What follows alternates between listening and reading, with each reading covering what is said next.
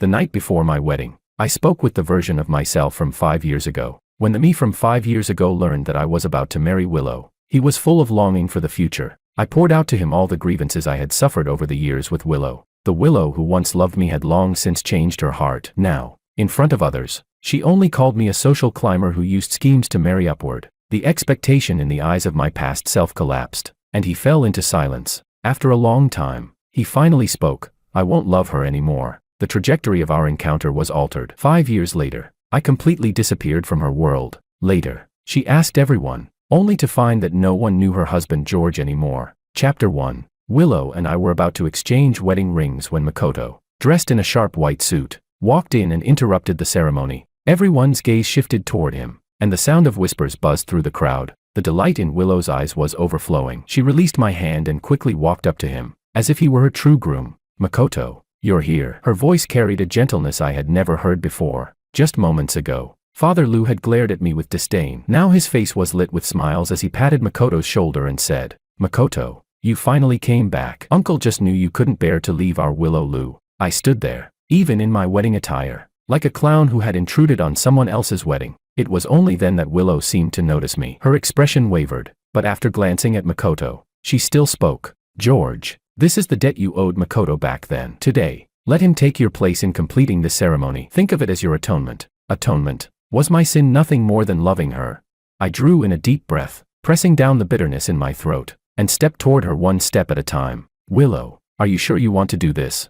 Makoto's brother raised his wine glass and came up to me, deliberately raising his voice so that the nearby tables could all hear clearly. Well, if it isn't the scheming social climber, what's wrong? Trying to use your mother's illness to tie yourself to the Lu family again, refusing to leave? If you hadn't used underhanded tricks and drugged Willow back then, today's wedding would have been Makoto's and Willow's. Who would ever give someone like you this place? Shameful memories surged back like a tide. At a company gathering 5 years ago, I had been coaxed into drinking several glasses of alcohol. When I woke, I found myself half-dressed, lying in Willow's bed. Before I could react, the door was suddenly kicked open. Makoto rushed in with a group of people, and the scene was captured under countless flashes of light. His eyes were bloodshot as he pointed at me, cursing me despicable and shameless, while Willow's gaze on me was full of fury and disgust. From that day on, labels like the driver's son, calculating social climber, and homewrecker were branded onto me. Later, my mother, struck down by the scandal, suffered a heart attack, and her condition worsened sharply. To calm public opinion and take responsibility, the Lu family reluctantly allowed Willow to agree to this marriage. The whispers among the guests grew louder and more unrestrained. I told you, how could the Lu family ever want the son of a driver? What misfortune for their household. Look at the shabby air around him and his mother. Without such dirty tricks, he would never even touch the edge of high society in this lifetime. In the corner, my mother sat nervously, twisting her fingers. She was wearing an ill-fitting old dress she had borrowed from a neighbor. When she caught me looking at her, she lowered her head and whispered, George, I'm sorry, it's because your mom isn't capable enough. My nose burned, and a surge of heat welled up behind my eyes. I would rather she scolded me than say this apology that cut my heart like a knife. For the rest of the wedding ceremony, Willow had arranged for me to sit among the guests below the stage. I watched as she held Makoto's hand, slid onto his finger the ring that should have been mine, and listened as she spoke eternal vows to him. In that moment, I felt like the biggest joke in the world. After the banquet ended, I returned alone to the empty wedding room, took out my phone, and dialed a number. The night wind chilled me to the bone. In a low voice, I asked, so now, do you still think the future is worth looking forward to? On the other end of the line was George from 5 years ago. One of us was still full of hope for the future. The other had already turned to ashes inside. But, after all, there's been a misunderstanding. Maybe President Lu was just confused for a moment. He tried to console me weakly, his voice full of innocence. We've worked so hard to be together. Can't we hold on just a little longer? Right, stories heard can never match even a fraction of the pain of living through them. 5 years ago, George still knew the Willow who would smile at me gently and speak up for me against those who looked down on me. Oh right, he suddenly grew excited, his voice filled with expectation. You said I'd have a home with President Lu, didn't you? What's our home like now? Is it warm? His voice was like a soft knife, stabbing the deepest wound in me. I used every ounce of strength in my body to squeeze out a few icy words. Our mother was indirectly killed by Makoto. At Willow's birthday banquet, Makoto's younger brother, Kento, came to humiliate me viciously. My mother tried to protect me but was pushed to the ground, triggering severe heart complications. When she was sent to the hospital, a huge sum of money was urgently needed for surgery. When Willow arrived, she chose to believe Makoto's tearful pleas, scolding me for acting again just to get money. And so, the person who loved me most in this world left me forever while waiting for the surgery fee. Chapter 2. The next morning, when I came downstairs, Makoto was wearing Willow's bathrobe, sitting affectionately beside Father Lu at the breakfast table, looking every bit like the master of the house. On the table, Father Lu was tenderly fastening an expensive watch onto Makoto's wrist. Makoto, this watch is the token of the Lu family's eldest son. In my heart, you have always been the only one. Father Lu's voice overflowed with affection for Makoto.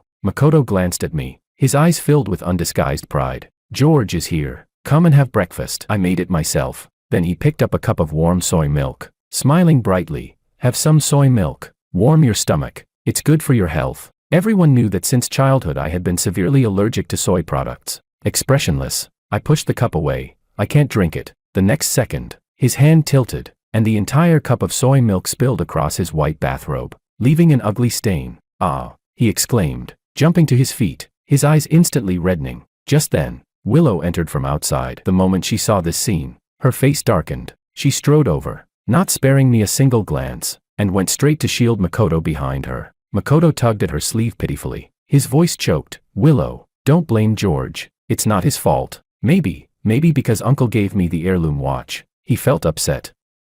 It's all my fault. I shouldn't have taken this cup of soy milk. George. Willow glared at me in fury. Are you really so petty? Do you have no tolerance at all?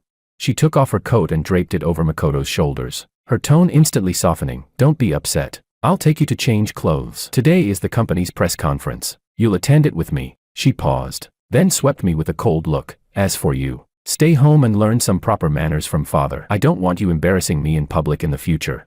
I was left alone in the empty dining room, like a criminal awaiting judgment, listening to their intimate laughter as they went upstairs. My heart sank little by little into the abyss. In the afternoon, I numbly turned on the TV. The financial channel was filled with news about the Lu Group. At the press conference, Willow stood side by side with Makoto, a handsome man and a beautiful woman, like a perfect couple. A bold headline scrolled across the screen. Lu Group's future president's husband makes his first public appearance. 5 years of longing finally rewarded. The accompanying picture was from yesterday's wedding, showing Willow with Makoto in his white suit. Meanwhile, I had been photographed sitting among the guests, my expression desolate. I was her legal husband, yet the one at her side in the ceremony was not me. Makoto's social media account immediately liked and reposted the news, and the comments section erupted. George's dream of marrying into the rich is shattered. Scheming social climbers deserve this ending.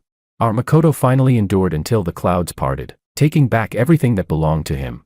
On the phone, George from 5 years ago was still trying in vain to defend her. They must be making it up. How could President Lu ever? How could she not? I cut him off with a bitter laugh. Let me show you what the President Lu you love is really like. I had him ask a mutual friend to open Willow's WeChat posts, the ones she had blocked me from seeing. She hides them from me, posting sentimental words like, if I could go back, I would never let go. Now do you see? Every single one of them is about Makoto. On the other end of the line, his breathing grew heavy, sinking into dead silence, but unwillingly. He said again, but at a friend's party, a video was taken. I saw her get jealous because I interacted with another girl. That expression didn't look fake. I pulled up that video and had him watch. Look carefully. Her gaze went past you. She was watching behind you, at Makoto, who was pouring wine for a friend. And in that video, Willow had sulked the whole night because Makoto hadn't noticed her. She hadn't even noticed all the glances I cast at her. From the other end of the line came the sound of suppressed sobs. I took a deep breath and said slowly, word by word, George,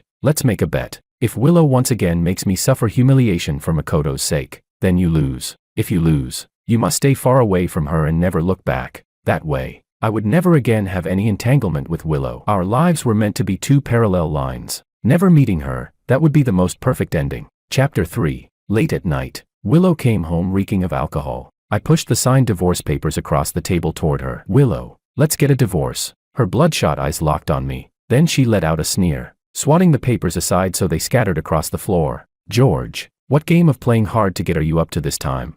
She bent down, pinching my chin, her alcoholic breath spilling across my face. What's wrong? A few days as the legitimate Mr. Lu and you've forgotten who you are. Your wings have hardened, and now you think you can negotiate with me. I don't want to live like this anymore. I'm giving you back to Makoto, so you two perfect lovers can finally be together. My voice trembled despite myself. Don't want to. She let out a cold laugh, then suddenly stood up and kicked over the coffee table. The items on it clattered and shattered on the floor. She grabbed the photo frame from the table, our only picture together, taken years ago to placate her parents, which she had been unwilling to shoot even then. A scheming social climber like you who clawed his way up with dirty tricks, what right do you have to say you don't want? Her voice was full of violent rage. You think I don't know your mother's illness is a bottomless pit? Leave me, and you and your driver mother will be out on the streets begging for food. Before the words even faded, she hurled the frame at me. Instinctively I raised my arm to block it. Glass shards instantly sliced my forearm, and blood surged out in a rush. She didn't even look at me. She only yanked at her tie impatiently, turned, slammed the door, and left me standing in the wreckage. Blood dripped onto the floor, but I felt no pain. I picked up the phone from the table, my voice calm. You heard all that, didn't you? Still not ready to give up. On the other end, the me from 5 years ago was sobbing with despair, still clutching the last straw. But she's always kept a very precious diary. She said it recorded the things most important to her. You've been with her so long, there must be something about you in it. There has to be. He kept deceiving himself. Maybe she was just drunk today. She didn't mean to hurt you with those words. She must still care about you. I numbly walked to the study, took out the spare key from her locked drawer, and retrieved the diary she treated like a treasure. I opened it page by page, reading it aloud to him. Today at the library I met Makoto. He wore a white shirt, like a prince. Makoto's smile can melt the whole winter. If only I'd been braver back then. Would the one by his side now be me? Makoto, I miss you so much. The entire diary was filled with her love and longing for Makoto. Not a single line about me. My 5 years of devotion and companionship weren't even worth a mention in her pages. Have you given up yet? I asked softly, as though speaking to him and to myself. On the other end of the line, there were no words, only the small, broken sounds of despairing sobs. I looked at the ugly wound on my arm and softly declared to him, George, you've lost. At that moment, something inside me completely died. According to local tradition, the third day after marriage is the day of returning to one's parents' home. I begged Willow almost humbly to come with me to the hospital to see my still hospitalized mother, just to ease her worried heart. Perhaps out of a flicker of guilt from last night's violence, she frowned but agreed. A faint spark of hope ignited in me. Yet I waited the entire morning at the hospital entrance. From sunrise to the blazing noon sun, all I received was a text saying she couldn't make it because something had come up. I gave a self-mocking laugh. Once again, I'd been deluded. I walked into the inpatient building alone in disappointment, only to be met at the stairway by a scene that made my blood run cold. Makoto's younger brother Kento was barging into my mother's hospital room, his face twisted, shouting at my frail mother in the hospital bed, even reaching for her oxygen tube. Stop, I screamed, rushing forward, but it was too late. My mother's already fragile body was struck by overwhelming shock. The heart monitor blared its piercing alarm before flatlining into a straight line. Chapter 4. I trembled as I threw myself to the bedside, crying out for a doctor. The red light outside the emergency room lit up. The doctor told me my mother was in critical condition, in desperate need of a highly risky surgery, but the family had to pay a huge fee immediately. I called Willow like a madman, my voice hoarse. Willow, Kento provoked my mom. She's dying. She needs surgery right now. Please, I'm begging you. Help us. Please, just cover the surgery fee first. I'm begging you. On the other end, Willow's voice was unnervingly calm, even tinged with impatience. George, what trick are you playing now to gain sympathy? Makoto fainted from food poisoning and is in the hospital for tests. The money has to be kept for him. How could you curse your own mother just to get my attention? Or is this another ploy to frame Makoto's family? I'm not. Everything I said is true. I broke down, screaming into the phone. Willow, why won't you believe me, just once? Enough. She cut me off impatiently. I've had it with you. I've already notified finance. Your mother's medical bills are cut off. My Liu family does not support useless deadweight. The call ended, and my world collapsed in that instant. My mother was already dead, just 1 minute before Willow ordered the bills stopped. Whether she stopped them or not, what difference did it make now? The police soon arrested Kento. Makoto knelt before me in tears, begging me, saying his brother was just momentarily confused, that he had just entered university and had a bright future, pleading with me to show mercy. And Willow slammed down a pre-drafted letter of forgiveness in front of me, commanding, sign it. I lifted my empty eyes to her. Perhaps she felt her actions were too harsh, for her tone softened, but her words cut even deeper. George, you were also at fault back then. If you hadn't stirred up all that trouble, your mother wouldn't have been hated. I looked at her cold face, and for the last time, weakly explained, how many times must I say it? That night at the party, I really didn't drug you. But she turned a deaf ear, dismissing it as another lie. Sign the letter, and everything in the past will be erased. We'll forget it all and live well together. Live well. What about my mother's life? Under Willow's pressure, I signed it. She left behind a promise to make it up to me later. then went to comfort Makoto. I handled my mother's funeral alone, then returned to the Lu house. At dawn, I leaned over Willow, watching her sleeping face. Beautiful, calm, without a trace of guilt, she slept so soundly, peacefully. I whispered to her, and to myself, Willow, goodbye. We'll never meet again. I told the me from 5 years ago everything that had happened. I knew that in his heart, just like in mine, there was only deathly silence. After a long pause, he finally spoke. I won't love her anymore. Tomorrow, I'll refuse the job offer. I'll delete all her contacts. The past had been rewritten. The future deserved to be remade too. Willow woke from a chaotic hangover, her head splitting with pain. She instinctively reached out to touch the space beside her, only to feel the cold sheets. She frowned, a wave of inexplicable irritation rising in her chest. That man, was he playing another game of running away from home? He was becoming more and more presumptuous. Willow went downstairs, only to find the entire house eerily quiet. All of George's belongings seemed to have vanished. She didn't think much of it, and drove straight to the company, planning to deal with him later that evening. But all day, she felt restless. She stormed into human resources, demanding sharply, "Where's George? He didn't come to work today." The HR manager was startled, staring at her in confusion. "President Lu, who are you talking about? Our company doesn't have any employee named George." Chapter 5. How could there be no record? Willow's face instantly changed. "He's been working at my company for 5 years. He's the son of the driver my father recommended."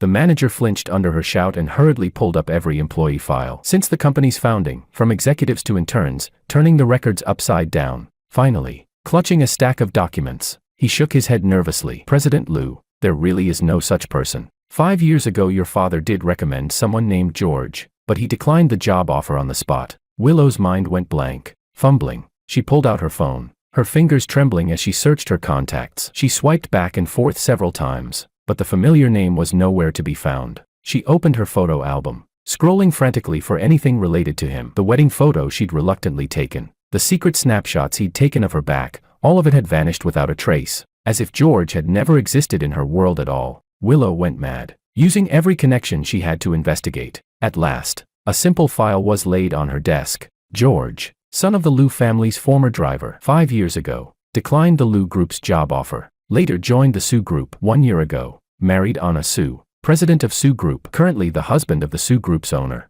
Father to a 1-year-old daughter. Anna, the woman who, back in university, had been like the sun, always shining warmly on George. The revelation struck Willow like a thunderbolt. She grabbed her car keys and ran out. She followed the address to the home where I now lived. When the door opened, I looked at the stunned, broken Willow outside. I was a little surprised, but more detached than anything. "President Lu," I said calmly. "What brings you here?" President Lu. That title was like a blade stabbing deep into Willow's heart. "George," her voice was hoarse, her eyes bloodshot. You don't remember me." I suddenly smiled, then turned my head toward the inside of the house and called, "Honey, we have a guest." Anna came out of the kitchen wearing home clothes, flowers still on her hands. She walked over, naturally slipping an arm around my waist, then lovingly took our daughter into her arms with a tender smile at me. Only then did she look at Willow at the door, polite but distant. "Ah, President Lu, such an unexpected visit. What can we do for you?" Willow glared at Anna with eyes full of rage, as if she might pounce on her at any moment. I gently leaned my head on Anna's shoulder. "By the way, isn't it time to change the baby's diaper? I think I smell something." From the nursery came the soft babbling of our baby. Anna laughed, kissed my forehead, and turned to carry our child inside. Willow staggered back a step, looking at this dazzlingly harmonious scene before her. She finally broke down. She rushed forward, grabbing my arm, her voice hoarse and screaming, "George, I'm your wife. We've been together for 5 years, we just got married."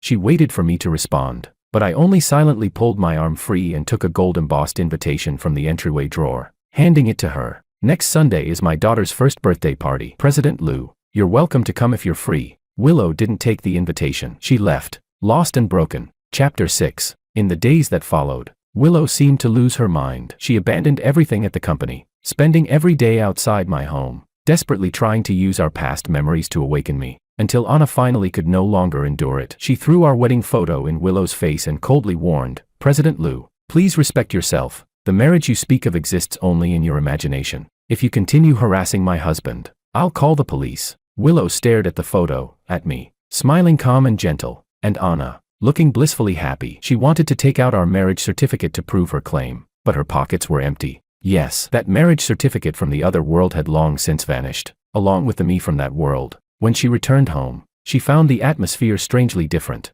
In the past, her father always praised Makoto, calling him refined and gentle, the only suitable son-in-law for the Liu family. But since that day, he never mentioned the Ito family's name again. "Dad, how's Makoto doing lately? Why hasn't he come by?" she asked tentatively. Father Liu reacted as though hearing something filthy. His brows furrowed, his face full of disgust. "Why would you bring up that scheming man? If it weren't for the old friendship I had with his father, I never would have let him go so easily. That kind of man who'll use any dirty trick to climb higher, dreaming of marrying into my Liu family. Impossible." Willow was completely stunned. In her memory, her father admired Makoto endlessly. How could his attitude now be so completely reversed?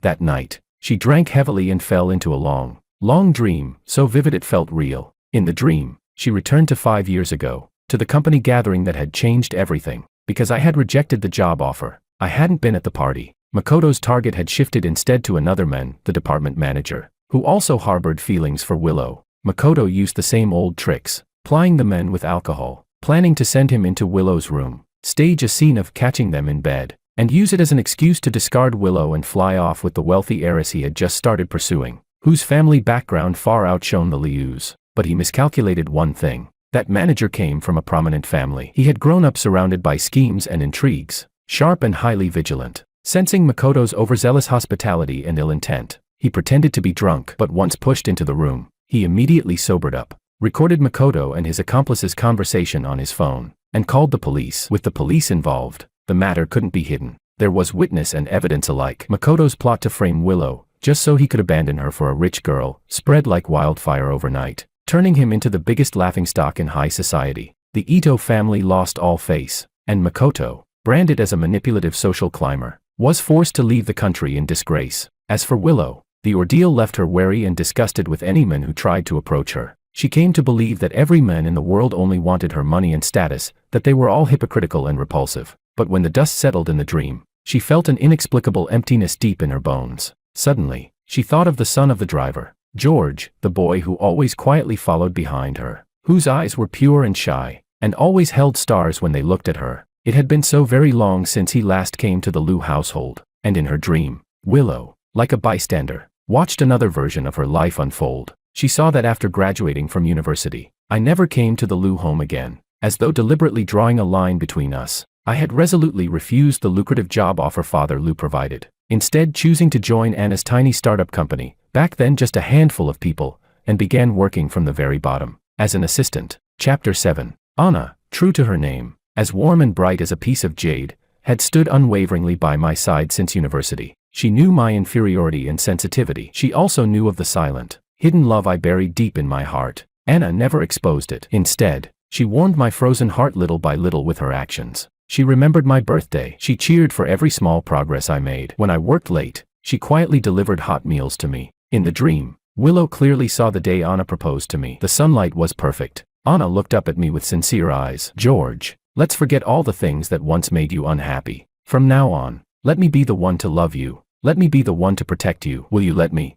My eyes brimmed with tears, but I smiled and nodded heavily. Together, they started a business, fought side by side, and grew that tiny company into something strong and vast. They married, had children, and lived a life that was poetry. Willow woke from her dream with tears already streaming down her face. Two sets of memories, two different worlds, were colliding, tearing, and merging violently in her mind. And she finally understood, everything I had said was true. She remembered that in the other world, when my mother was gravely ill, I had knelt before her and begged, but she had looked down at me with a cold face and said, "This is the retribution you deserve." She remembered that when my mother lay dying in her hospital bed, clinging to life, she chose to cut off the life-saving surgery fees and medical expenses, just because Makoto had suffered a trivial bout of food poisoning. Again and again, I had turned to her with my last shred of hope, powerless, trying to explain, and again, she stubbornly and contemptuously dismissed everything as my lies and schemes. She had personally destroyed the boy who loved her more than anyone else in the world, and indirectly caused the death of the kind, humble mother who only ever wanted her son to be happy. "George, I'm sorry. I'm so sorry." The pain tearing through her chest nearly ripped Willow apart. She wished she could go back, strangle that stupid, cold-blooded, wretched version of herself. Overwhelming regret and sorrow crashed down on her like a drowning tide, submerging her completely. Willow curled up in bed like a lost child, Releasing muffled sobs of anguish, she turned all her fury upon the Ito family. By then, the Ito family had already been weakened, their vitality drained by the infamous scandal years ago. They had barely survived with Liu family support, granted only for the sake of old ties. Willow's revenge was swift and absolute. She pulled every investment from the Ito family, and united with other business partners to impose total commercial sanctions on them. Within a month, the Ito Group's capital chain collapsed, and they declared bankruptcy. In the business world, no one dared cross her. Makoto came to her in tears, begging her to show mercy for the sake of their past. Willow looked at his pitiful face and only felt sick. She remembered my mother, dead because of him in the other world. Her eyes went cold. Past feelings.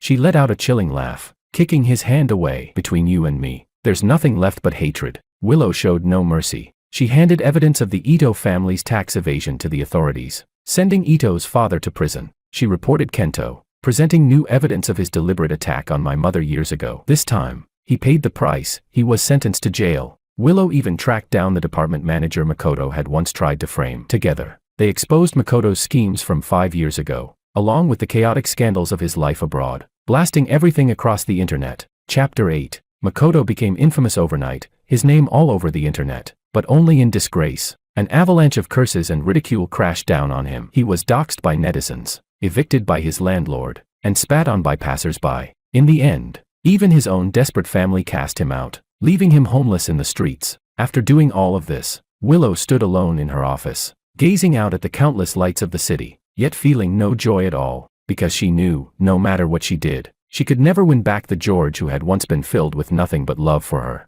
nor could she bring back the innocent life that had been lost. Her world was already a wasteland beyond redemption. At a business banquet hosted by the Sue Group, I saw Willow again. She had grown much thinner, the sparkle in her eyes gone, her entire being suffused with a lifeless despair. Holding a glass of wine, she walked straight through the crowd toward me, ignoring Anna, who was intimately holding onto my arm. Willow's eyes glimmered with a desperate, almost mad plea. George, I know I was wrong. I truly know I was wrong. Please give me another chance. Let's start over. All right. Anna immediately stepped in front of me, her face icy, her tone brimming with hostility. President Liu, have you lost your memory? I warned you before, stop harassing my husband. I gently patted Anna's arm, signaling her to be at ease. Then I looked at Willow calmly. Willow, I bore the weight of slander and gave you 5 years, but what about you? You let Makoto cause my mother's death, and then forbade me from seeking revenge. On what grounds do you expect me to forgive you? For the last time, I'll tell you this, I'm very happy now with my wife. If you truly feel guilty, then stop disturbing my life. All the color drained from Willow's face, leaving her pale as paper. She staggered back, her eyes filled with inexpressible despair and pain. After that banquet, Willow never appeared before me again. I only occasionally heard news of her from others, or felt her silent gaze from some hidden corner I could not see, until one day, while I was shopping with my daughter, a car suddenly came barreling straight toward us. Behind the wheel, his face twisted with madness, was Makoto. It all happened too fast. I had no time to react, only to clutch my daughter tightly in my arms. But the crushing impact I braced for never came. At the last moment, a figure hurled itself forward, using every ounce of strength to push us aside. Bang!